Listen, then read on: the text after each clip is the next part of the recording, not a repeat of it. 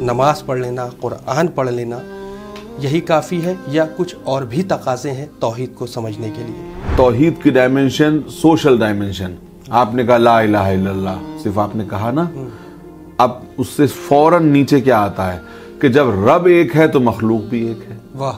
और जब मखलूक एक है तो ऊंच नीच का खात्मा हो जाना चाहिए।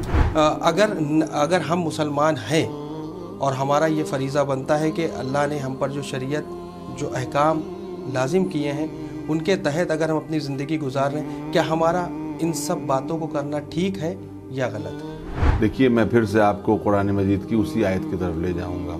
या अय्युहन्नास इन्ना खलक़नाकुम मिन ज़करिन व उन्सा व जअलनाकुम शुअबन व क़बाइला लितआरफ़ू, कि ए इंसानों, हमने तुम्हें एक मर्द और एक औरत से पैदा किया।